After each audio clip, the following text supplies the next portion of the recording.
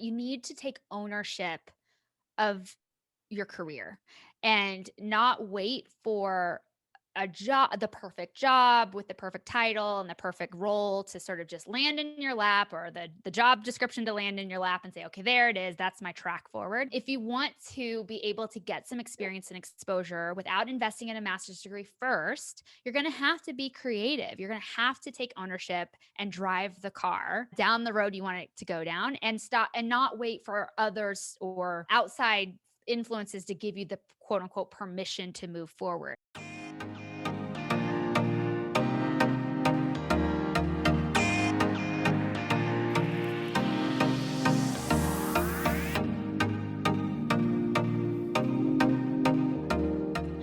Hello, everyone, and welcome back to the Inside Study Abroad podcast. This is episode number 40. 40. Oh my gosh, 40. And this podcast is all about helping you launch and level up your career in international education. And I'm with my co-host, Sam Cooper. How you doing, girl? I'm good. Hello. Thanks for having Hello. me.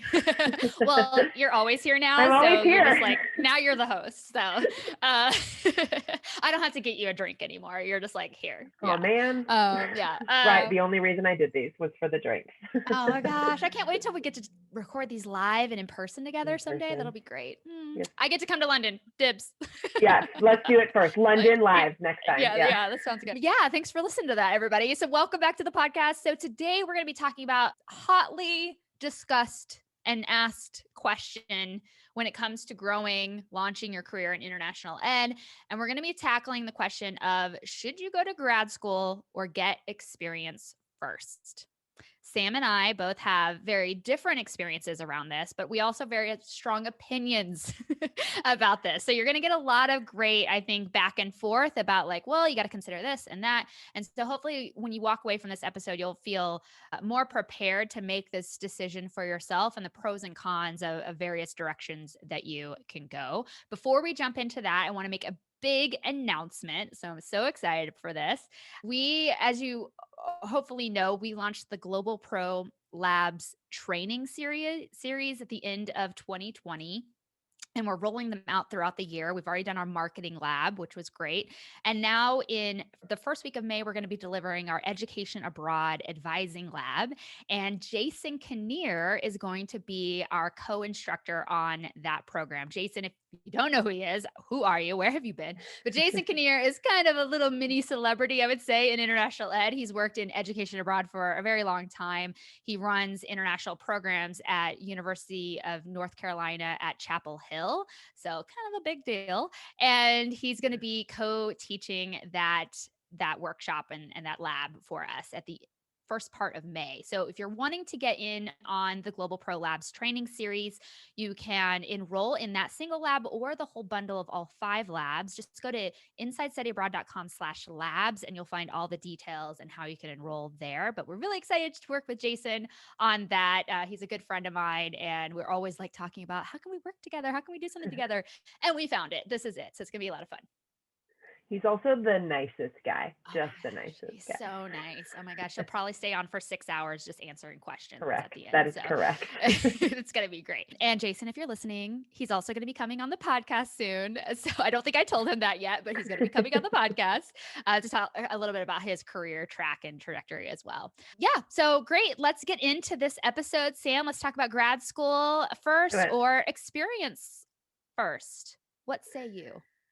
Well, wait. Before, let's set the stage about our own experiences. Yeah, so what was your Perfect. grad school journey? Great. So I did a bachelor's degree in French and psychology, and I did not go directly to grad school. Because at the time, people weren't really doing that. It wasn't necessarily undergrad to grad. And so I didn't go to grad school until 12 years after I finished my undergrad. Mm-hmm.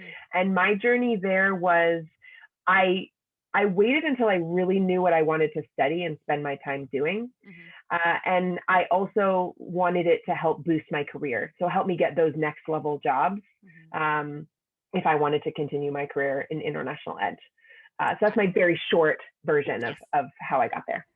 And next week's episode, you're going to get the full detailed Right. version because I've interviewed Sam for the podcast now officially, and that'll be rolling out next week in next week's episode. So stay tuned for that. So you'll learn all about how she made that decision and where she went and all that stuff. So yeah, subscribe to the podcast. Shameless plug. So my trajectory is very different. So I did my undergraduate degree. I studied international affairs and political science. And we don't have to go into all the reasons why, but like, I basically was like, I want to work and study abroad. Actually, I didn't know that. My advisor, I was freaking out being like, I don't know what I want to do now after I'm graduating. I had no plan because my plan was to do government, like CIA, FBI type of stuff. And then I turned out I didn't want to do that. And I was like, oh, what do I do? She's like, well, you studied abroad 3 times and you kind of like are study abroad girl around campus. Why don't you work and study abroad? And I was like, what? You can do that? Like wiping away the tears. I just remember it was a very dramatic moment. And I was like, okay, how do I do that? She's like, to get a job like mine, you have to go to grad school. And I was like, okay, what does that mean? Everybody also, I think you probably know my story, but I was a first generation college student. So I didn't have anybody guiding me even into undergrad, let alone anybody I knew who was like a grad school grad and had that life experience. I had more of those connections now having been away to college, but I didn't really understand like what did that mean? And she was like, yeah, so you need to study this type of program and that's it. Go do that. And then you'll get a job and study abroad. That was sort of the guidance I got. And so I went to the campus library. I checked out the US News and World Report college rankings guide. I turned to the page that listed higher education administration programs. That's because that's what she told me I needed to study. And I applied to the top 10 programs listed there. That was it. I didn't know that. That's fascinating. Yeah. And so I learned enough, like she helped me a little bit more. And by researching the process, I learned that, in these programs, you typically have to be academically accepted. And then you also have to get a grad assistantship. Like it's kind of a twofer. You have to get both in order to fully be accepted. So I got academically accepted to every one of them except Harvard. Whatever. I'm clearly not exceptional. And and then I had to get a grad assistantship at the rest of them. And so I was just like, I knew I was going to be a director of study abroad at a university, at a Division I university. That was the random parameter I put around my career. And and so then from there it came down to who offered me a grad assistantship in international programs. And that's where I made that decision. I know my story was a lot longer. Do you want to share any more of your details? No, that's great. I guess I'll share. I did a master's in public administration and I focused on nonprofit management because through having worked, that's what I just wanted to learn more about and spend more time reading and writing about. Yeah. So my degree ended up being in higher education and student affairs. And I will tell you right now, and my advisor in my grad program, who I'm still very close with and friends with, I didn't know what I was doing. That essay you have to write for your application. Like, I think I was just like probably Googling terminology around that stuff and just like pushing it in. This sounds like that makes sense there. I didn't know what student affairs was. I spent all my time off campus studying abroad. I had no idea what they were doing back on campus. And so that's what the program was all about. And it's like, I don't know. I mean, I went through the RA interview process and got an RA job, but decided to study abroad instead. This is why I graduated with $104,000 in student loan debt, by the way. Instead of taking like lucrative things that would have paid for housing, I was just like, why don't we add on a little more debt? Let's just keep It's funny money now. It's monopoly money at this point. Oh, so sad. It's sad and heartbreaking at the same time. I digress a lot there. So mine is in higher education and student affairs, but I had no idea what I was getting myself into. I didn't truly do a lot of research. I didn't do any informational interviews finding out really what this was about. So I was going in not blind, but blind. I feel like I had really bad cataracts going in. Whereas I feel like you went in very clear. I know what I'm doing. I know what I'm wanting to learn from this experience, which I think will lend itself to maybe our tip number 1 around grad school versus experience first. Yeah.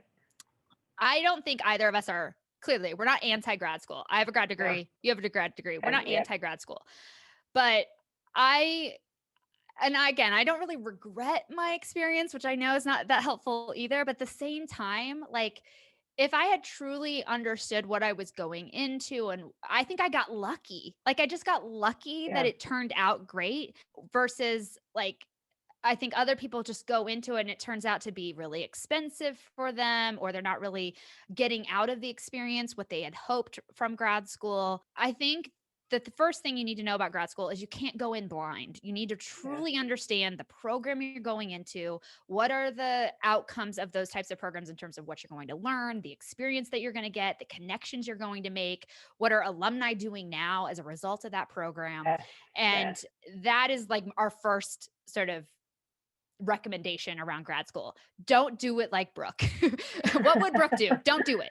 Don't go in blind. You need to have a very clear understanding of that program or those types of programs and how it fits into the larger ecosystem of international ed.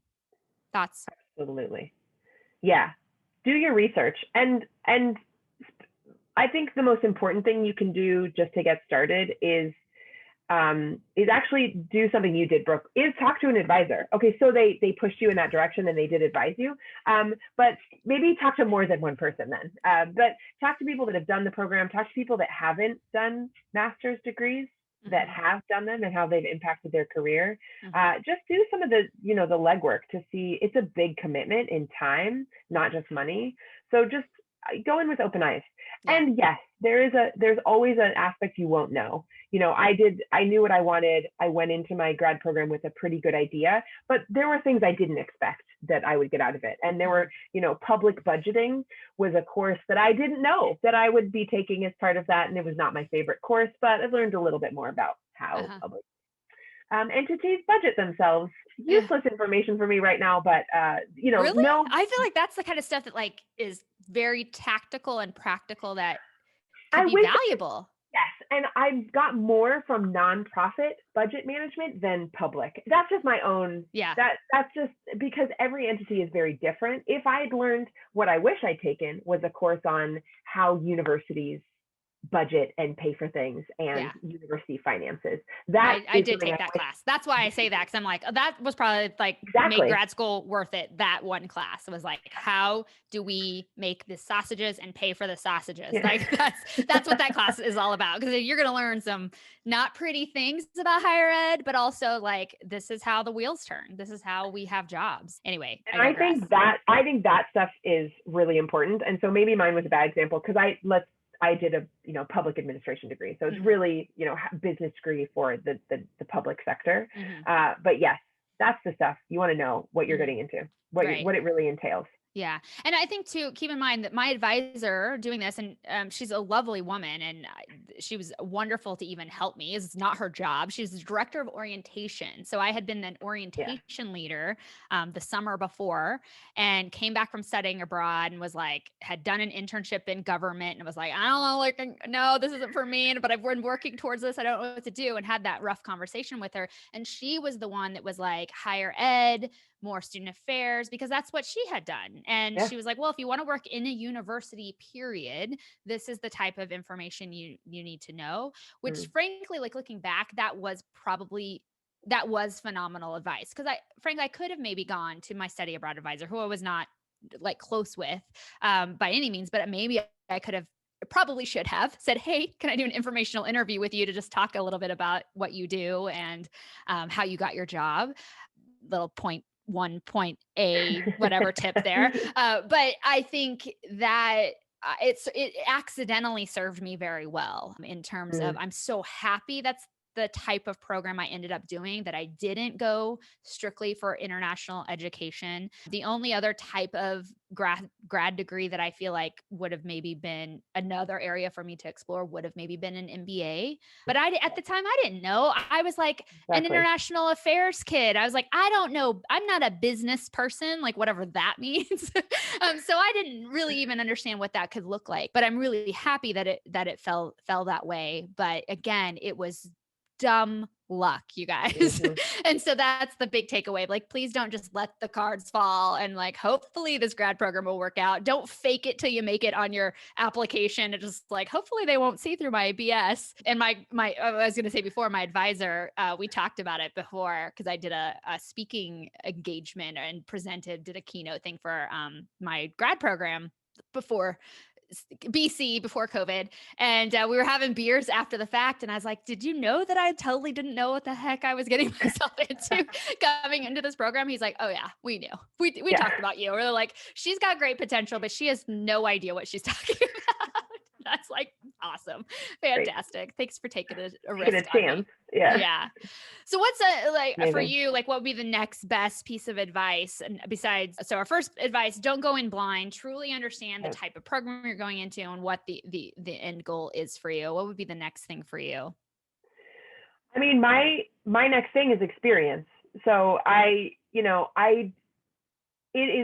is researched and known that employers value experience, usually more than the university you went to or the grades that you got. So bear that in mind. Those things count and have value. But I do think getting experience, and there's lots of different types of experience, should be a crucial and integral part of any decision making in a career. Is you have to try it before you buy it. I think people don't say that enough. I'm very passionate about this. I think work-based learning should be a part of every level of education, including high school and university. I think people should be encouraged to get out and have experiential education as part of their degree. So if you haven't done that yet, then you got to get a little taste of what it is that you're getting into. And there's lots of different types of experience. It's on a spectrum, right? Yeah. So I would say, the least you could do is do informational interviews and chat with people that are already in the field. That's a type of experience. If you do enough of those, you're getting that. But you can also do shorter term experiences like internships, or pitch yourself for projects. Yeah. Or just start at the bottom. Yeah. What about, I know people that have started as receptionists in study abroad offices. These are valid ways of gaining experience and getting kind of an inside look at how something functions. Yeah. I would say as a quick and dirty rule when it comes to grad school, this is obviously in the container of you want to work in international education broadly. So obviously we're not talking about other career tracks. This is the career track we're focusing on. But I would say do not even apply to grad school or look at grad schools until you have some meaningful experience. We'll define what that means in a second. In the higher education arena. I'm using broad terms here, but I think that this is super important. A few years ago, it's been a few years now, but we really need to update this and do it again. But I did a survey of current employers in international ed. And one of the things I asked about was how much people valued having a master's degree. We had other questions around other types of experiences or what was most important in terms of like the environment that people had experience in or types of organizations. And across all the questions, the big theme that came out of it was like, we don't really care if you have a master's. Like that isn't as important to me. But what was more important was for entry level roles, whether you wanted to work in a private organization or a university, that people were like, just the university exposure is super important, and not from a consumer of that experience, from the administration, the delivery side, so the professional side.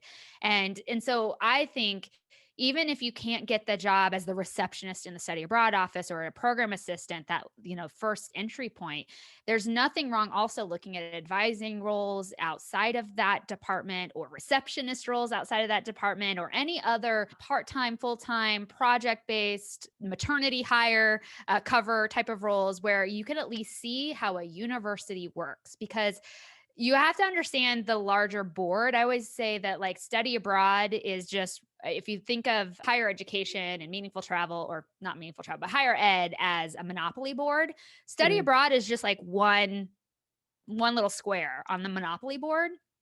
And yes, if you land on it and you learn about it, you can be strategic around it. But if you don't know what the rest of the board is doing and what's happening around that, you're never going to understand like how that impacts education abroad or the international programs or international students or international, all these other elements play a role and impact what's happening in the international programs division. And that's why I loved doing a higher ed program, because I got to see the full board and as opposed to just one square on the board.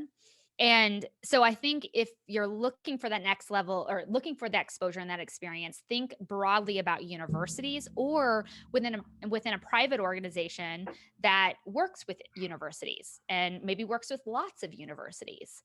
And so that you can get a broader understanding of like, oh, small liberal arts colleges function like this and big research one, division one universities function like this. And this is how, Ivy Leagues behave or whatever. Like you can start getting it like, oh, they're all their own little microcosms and cultures that is really important. And I think, that was a big reason I took the role with you at USA versus a study abroad coordinator role at a big Division I university, because Absolutely. I was like, that would have been a great job and I would have learned so much and it would have been a much more traditional track. But because I worked with you at USA, I got to see how almost 100 universities of all stripes worked and functioned Yeah, and how they behaved around international programs, which was like I couldn't have learned that in exactly. the 2 years at one institution. There's no way I would have gotten that deep dive of an experience. So to close this out and round this out, my advice would be get exposure to higher education in some Yeah, capacity. That's where I would start my search.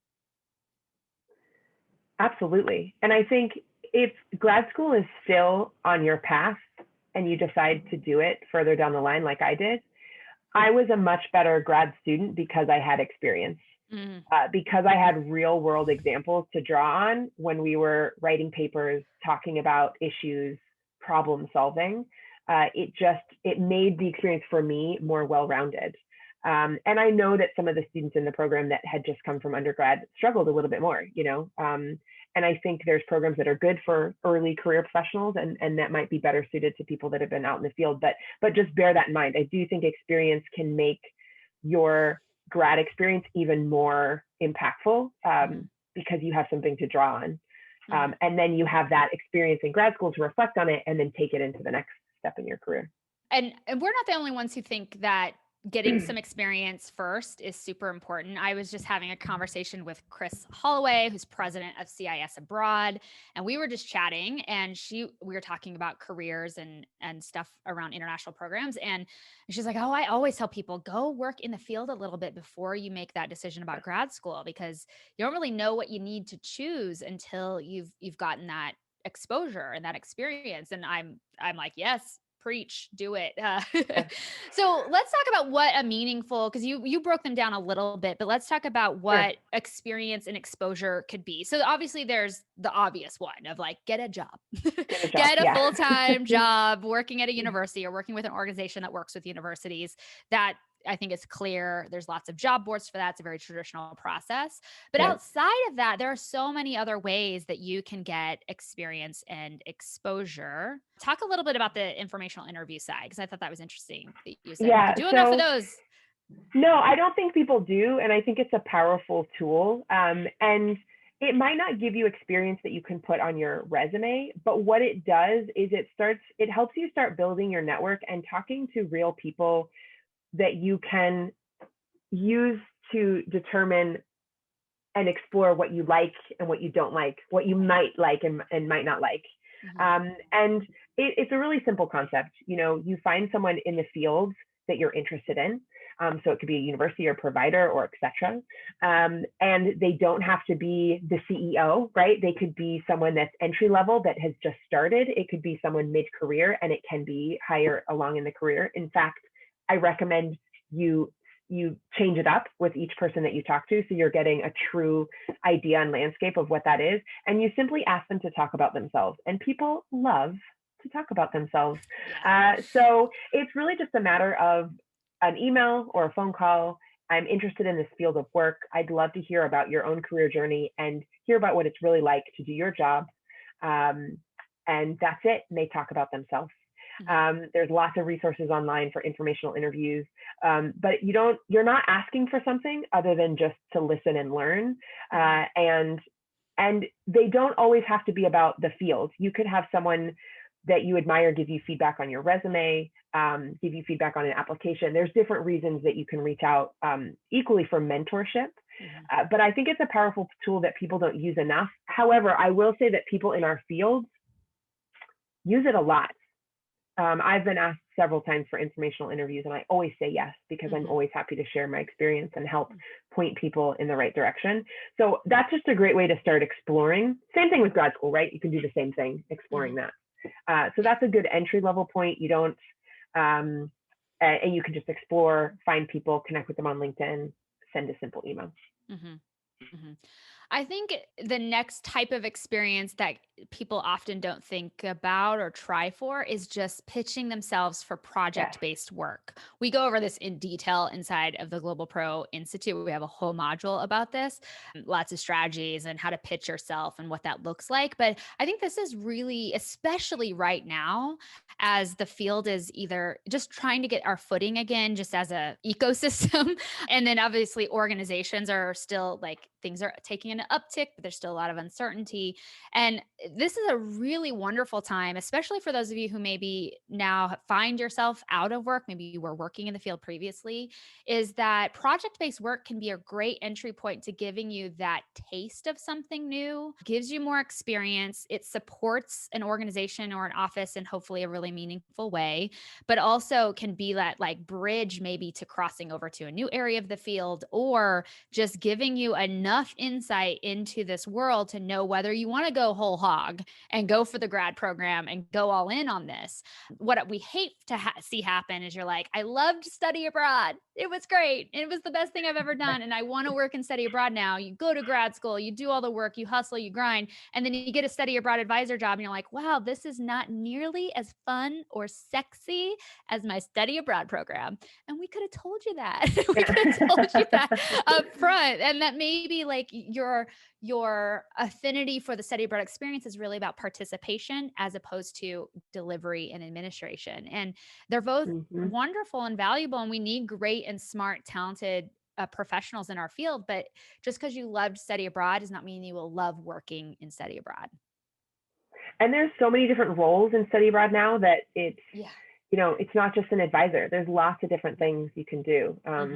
There are special projects in study abroad. Well, I won't go through the landscape, but there's lots of different pieces that make it work. Finance, HR, you know, it's all run by different people and departments. And so it's also exploring that. Where are you best placed? You know, for me, I realized study abroad advising didn't light my fire. It wasn't where I could best use my talents, but I didn't know that until I did it. And so, but I didn't leave the field. I just found better roles in the field that were better suited to my skills, what I liked, what I didn't like. Yeah. I mean, similar thing happened. You know, I went into grad school blind and I had a one-track mind. I was going to be director of a study abroad office at a Division I university. Like it was so specific. And then I don't know, fast forward, I guess it was like 3 years later, I got that job. Technically, it wasn't what I needed to be more specific apparently, but no, I'm really glad of what happened. But I like ended up running study abroad at University of South Dakota, which is a Division I university. It's just tiny little bitty baby of a university. But I'm so glad I had that experience. But I learned very quickly that like, I love building things. I love building something from scratch, but like the day-to-day advising of students, like it just wasn't, didn't light my fire. And it wasn't frankly the best use of my talents and gifts. And there's so many other people who are so much better at that experience that I'm like, I'm taking somebody's job right now is what I felt like. I was like, this is wasted on me. And the thing is, it's funny because I had been a grad assistant. It's not like, oh, I just had never done any advising before and just found out 3 years later. I've been a grad assistant in a study abroad office, had done advising. But honestly, even in grad school, I thought like, well, it'll be different when I'm a real employee. Like it'll be better when I'm like, not just quote unquote, the grad assistantship or grad assistant. And it turns out it was the same. and I still didn't love it. And I still wasn't the best use of my talents. But you know what I did love during grad school was program development. It was marketing, operations. And it turns out those were the things I was really good at and could do really well. And I used those later in my career, but I wasn't self-aware enough to parse that out early on. I just thought, oh, study abroad advising. One of the things I think we need to mention is like, why are we even having this conversation about grad school versus getting experience first? Because I think I think my story is One we hear a lot where people do the informational interviews and they're hearing from people, go get a master's degree. And honestly, to add more context to that, it's often like, well, I'm not getting any offers, I'm not getting any interviews. What should I do? Well, you Yeah. just need to go get a master's degree. And that's the advice we give new professionals or emerging professionals, with this like mythical belief or false belief, if you will, that if you just get those letters behind your name, your career woes will be Magically, solved. Yeah. It's like magic. magically you're just going to get all the offers dropped in your lap. And we just know that is not the case. I have my own story and experience. I've talked about it many times, but after grad school, I applied for over 75 jobs, didn't get one offer. It's embarrassing, but also real. Inside of the Global Pro Institute, we've had tons of people join who have master's degrees, who have PhDs or EDDs, terminal degrees, and they also struggle to land a job, even with the quote, with the perfect credentials behind their name.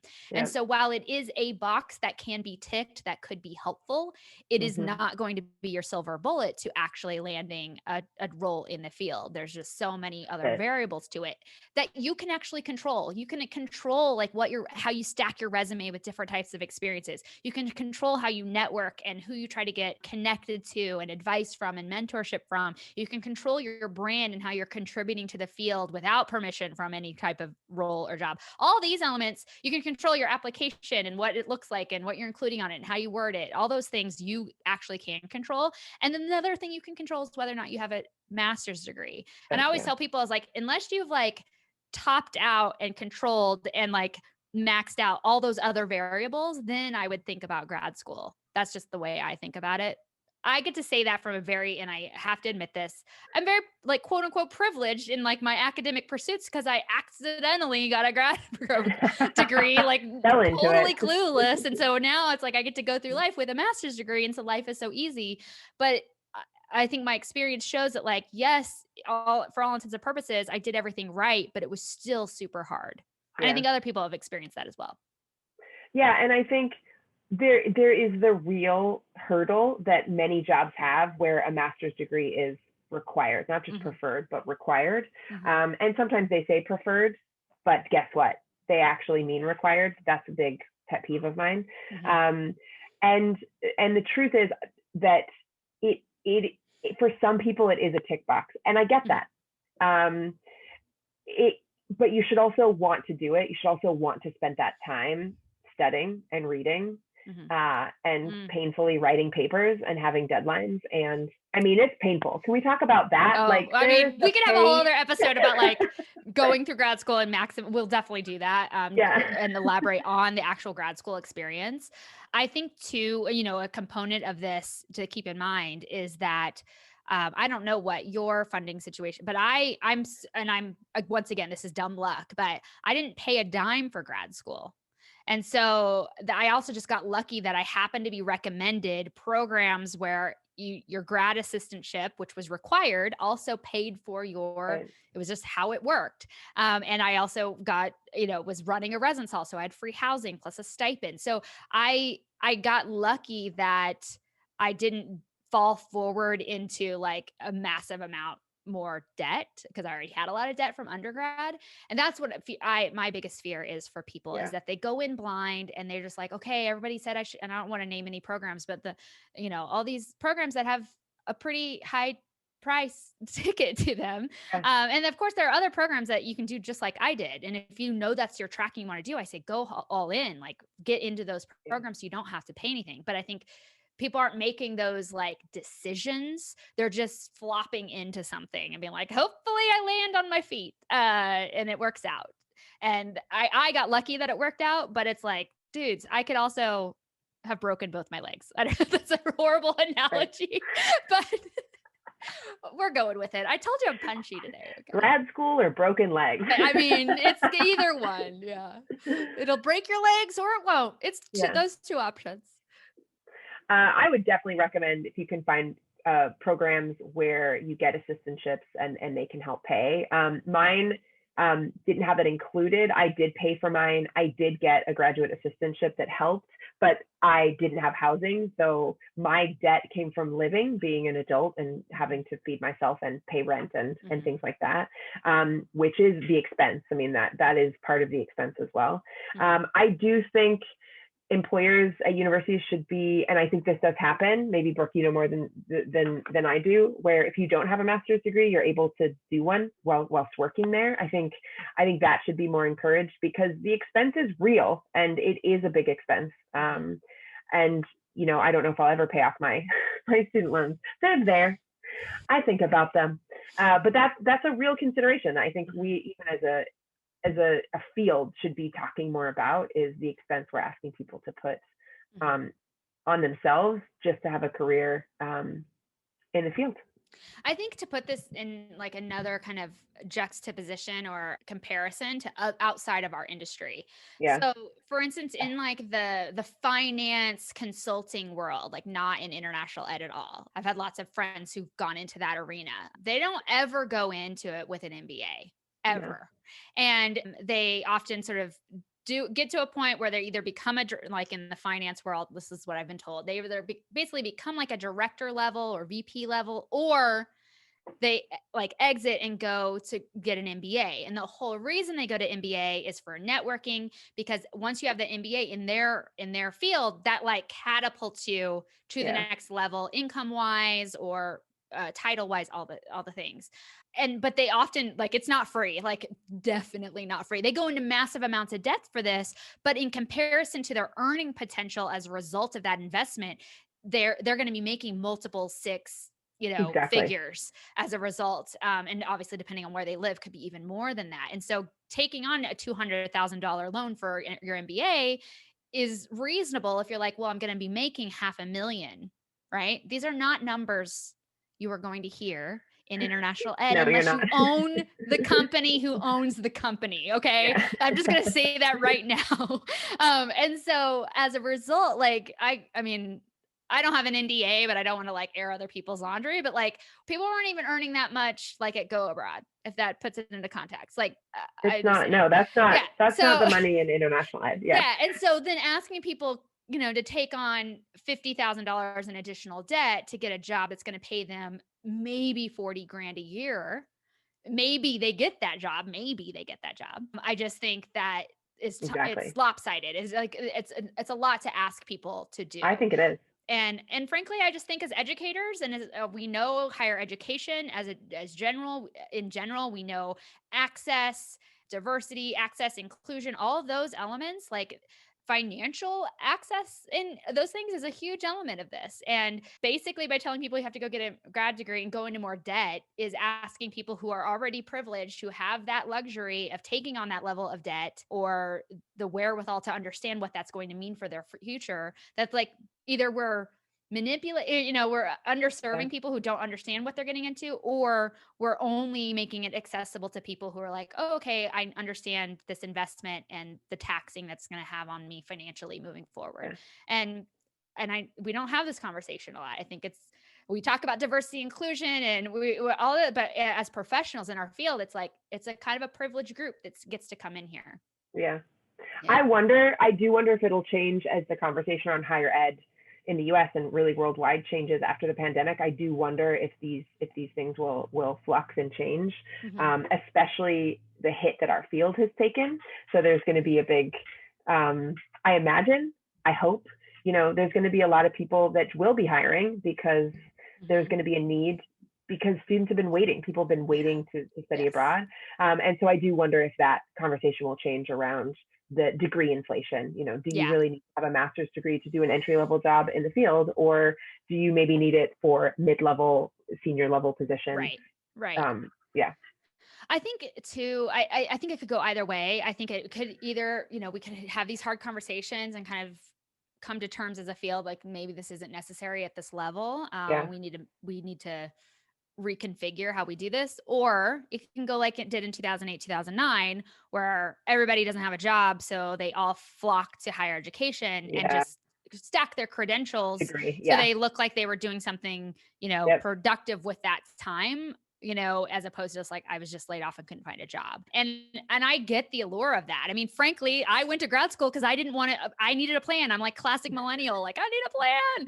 And so I just went for it with like totally, we've already established, very blind. I think a lot of people do that in we see that all the time. Like, education enrollment expands when the economy contracts. That's not unique to this time or in 2008, 2009. It happens in the 80s all the time.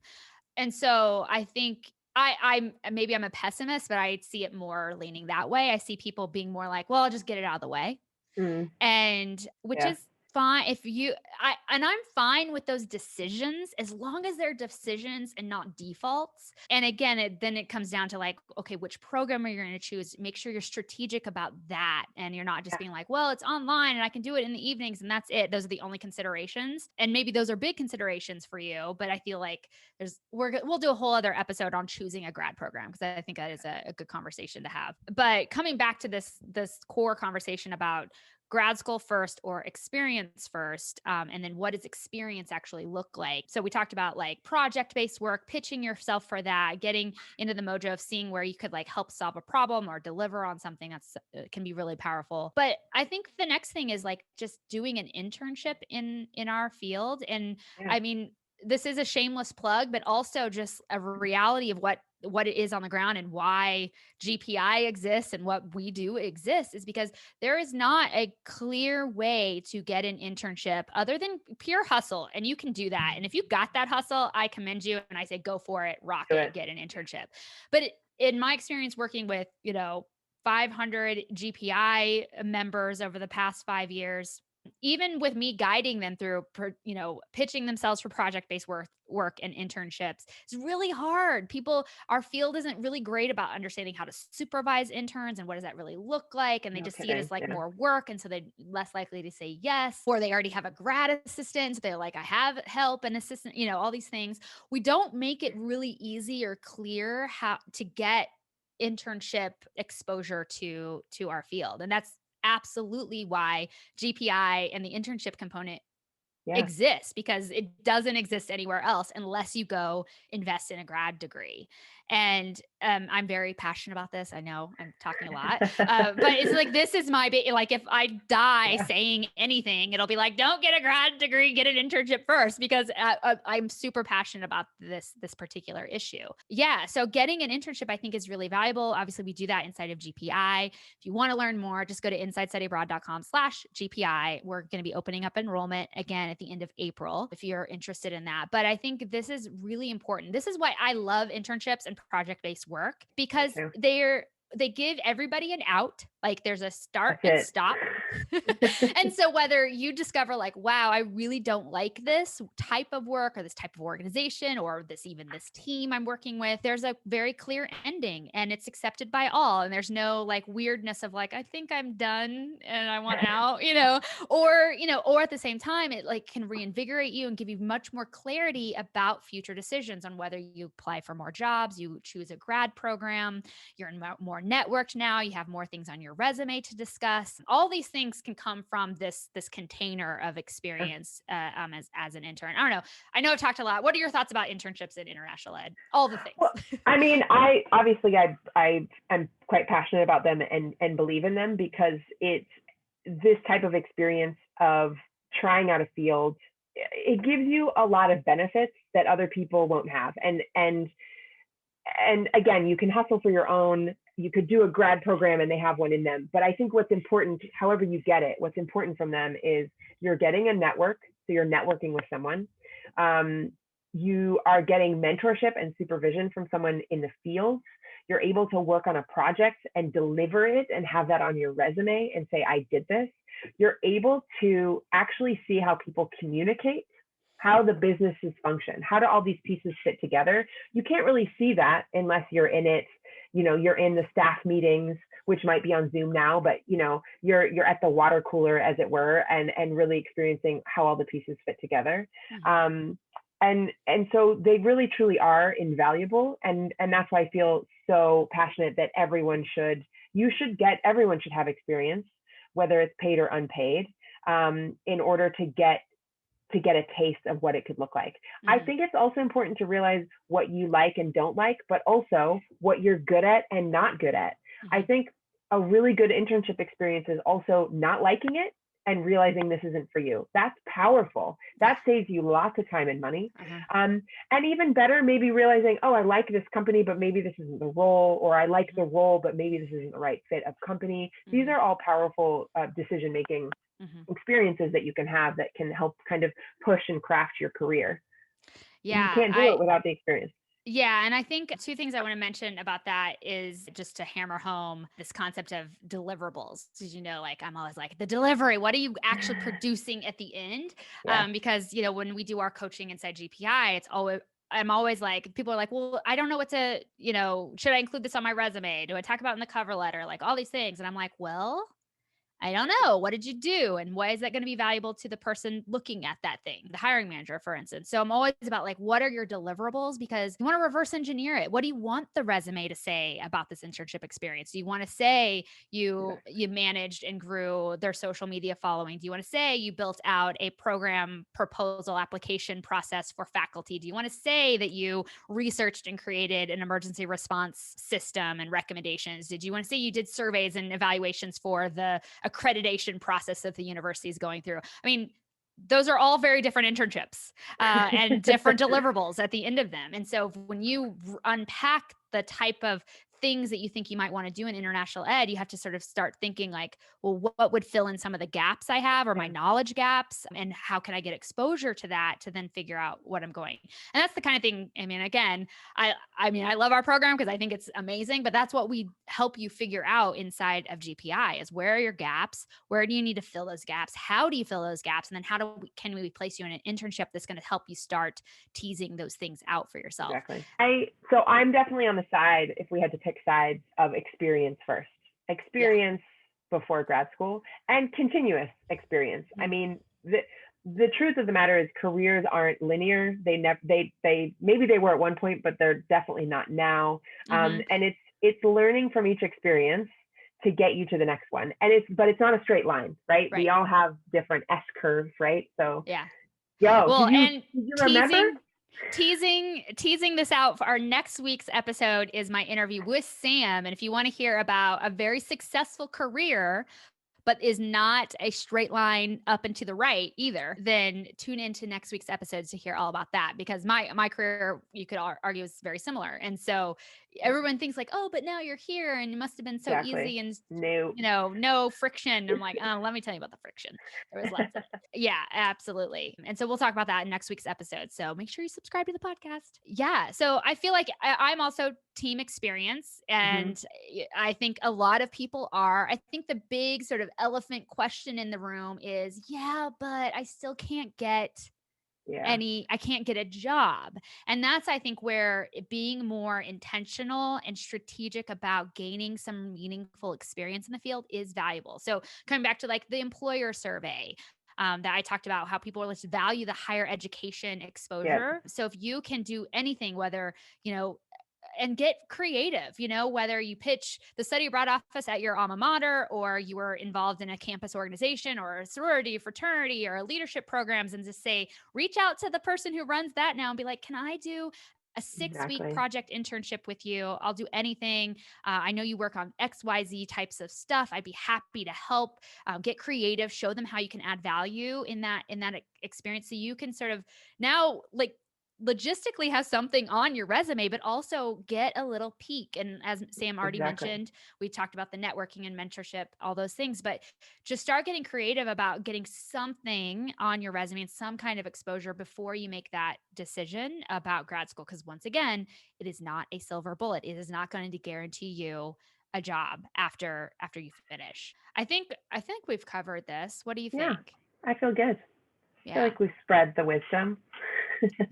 Yeah. I think other ways you can get experience and exposure to the field, it might be slightly harder right now because I'm not exactly sure how they're doing it or if they're doing it at all. But when we get to the point where we're meeting again in person. Sometimes there can be some value in going to a regional conference of some kind, Absolutely. or a local meeting, and getting involved locally in just a professional organization. So I know Sam, she's one of her many claims to fame is she was on the founding board, or I'm not sure what it was. Yeah, but one of the founders of PDX Abroad, which is the Portland, Oregon Education Abroad or International Programs professional organization. And they did lots of cool, fun things. Like, find something like that in your local community and get involved and say, hey, I'll host a Zoom meeting. I'll host an in-person thing once we can do that. If it doesn't exist yet, create it. Be the person who creates it and convenes these people. That's even like a better tip, I would say. So for instance, here in Kansas City, I mean, I should probably be that person, but I'm going to pull the I'm too busy card, but I don't know that there's like a people in Kansas City getting together, because there's several universities here. We should be having a quarterly coffee happy hour thingy. I don't know. Somebody in Kansas City, if you're listening, organize that. Make this happen. I'm going to make it amazing, but I probably won't, let's be honest. So somebody organize that for me. Thank you. But yeah, so if that's another entry point in terms of getting exposure. Network yourself in getting involved on a local professional organization level. And so you can do it on a longer term basis as a longer commitment, but you can also think about it in a container of like, oh, I'm going to go to this 3-day conference. I'm going to volunteer. Typically, especially in-person events, they're going to have a whole thing where you can apply to volunteer and get involved that way. Obviously, the big national organizations at the in-person meetings, they've always had volunteer schemes. Those are great experiences. Those are great experiences to meet people. Yeah. So volunteering, I know we say pitching yourself, but volunteering, before COVID, a lot of people have study abroad fairs. I know people can volunteer there. So there's lots of entry points into helping out.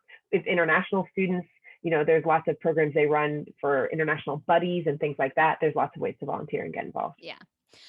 I think the final thing I will leave with, and then Sam can have her final thoughts. But I think for me, one of the things I think that's kind of a theme over all of this is that you need to take ownership of your career and not wait for the perfect job with the perfect title and the perfect role to sort of just land in your lap, or the job description to land in your lap and say, okay, there it is. That's my track forward. If you want to be able to get some experience and exposure without investing in a master's degree first, you're going to have to be creative. You're going to have to take ownership and drive the car down the road you want it to go down, and stop and not wait for others or outside influences to give you the quote unquote permission to move forward. And the example I will give everybody is that, even when I was in my career in the thick of it, I was running study abroad at the University of South Dakota. On paper, you could argue that like everything worked out. I was in the room at the table,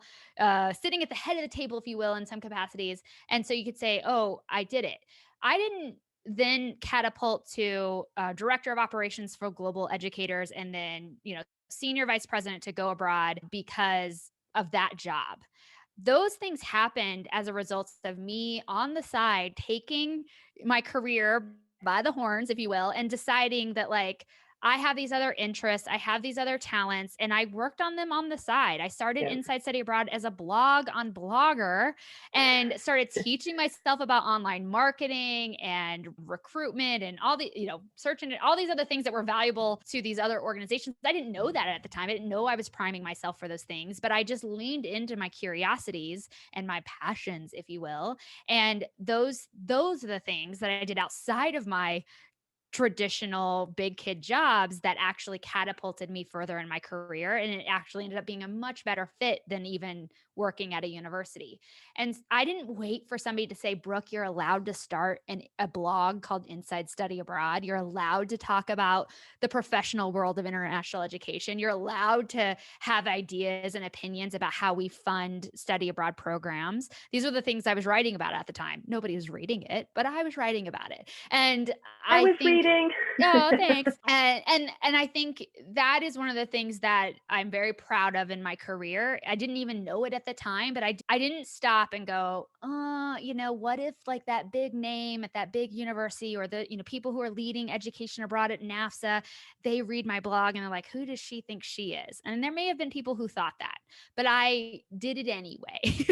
And some of the things that we've asked you to do, pitching yourself for project-based work, asking for those informational interviews, some of that is you having to sort of say, I'm not waiting for someone to tell me it's okay to do this. If you need it, here it is. We are giving you permission to go do those things. So we're both very well connected. We have great titles and letters behind our name. And so if you need anybody's permission, you have it now. So go do the things that you need to do.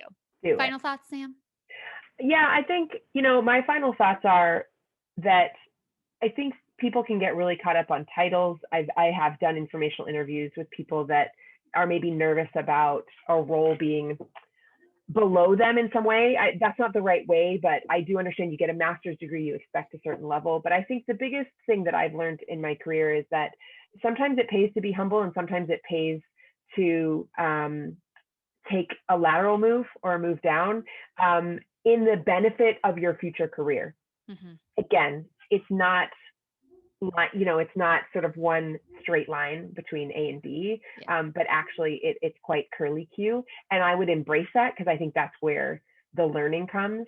And something, Brooke, that you said that I think is really interesting about our field is that most people have made names for themselves in our field, not because of the jobs that they have, but because of what they've done on the side, the associations they've been a part of, the associations they've formed and created, workshops or their passion projects on the side, the issues within the field that they're passionate about and that they push forward.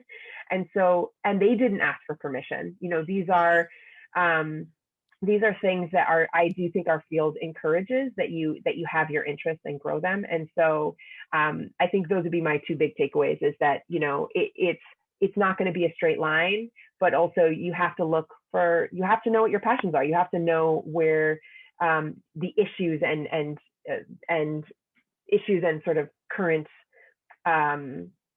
issues in the field, sorry, for lack of a better word, what people are talking about and how you can get involved or what issue you want to push forward. Mm-hmm. If you are feeling like, if you're listening to this being like, oh, I don't know what I'm passionate about, I don't know what the issues are, I don't really know what I need to be doing in my career, we've created a guide. It's short and simple, but it outlines all of the elements that you need to be considering in addition to grad school and some tips on how to move forward in those specific areas. We talk about branding, networking, getting experience, skills, knowledge, your applications, all those things, geeking out, as we like to lovingly call it, on international ed. So if you want that guide and you just want a little roadmap to sort of what this could look like for you, just go to insightstudyabroad.com/roadmap and download that. And that'll be a good sort of, it is intended to be a guide. So it's not sort of a guide. It is a guide to help you map out this track for yourself and start making tactical, educated decisions about your career. And that's all we care about. At the end of the day, yes, we're both team experience first, but if you move forward and you are making these considerations and you're putting some effort and you're following that roadmap that we've outlined, and it does, and the cards shake out to like grad school actually could be a really intentional, logical next step for you. Go for it, honey. Rock grad school. Do amazing things in that program. We are all about it. We both enjoyed our grad school experiences. I think I did. And I mean, there's always, pros and cons to everything, but overarchingly, like I really enjoyed it. And you can get a lot out of that experience. We're not anti-grad school. We're pro tactical decisions about your career. And if grad school is included in that, then we're pro grad school. Absolutely. So, okay. Thank you everybody for listening. Let us know what you thought of this episode. Leave us a review over on iTunes. Let us know what you're thinking of the show. Sam's going to be here every single week with me. So great to be here. And we'll be bringing back interviews as well of other folks in the field who've had some interesting career paths. A lot more stuff to come. We've got a whole slew of topics we're going to be chatting about moving forward. So please subscribe and stay tuned for that. And we will see you next week on the next episode. Bye. Bye, everyone.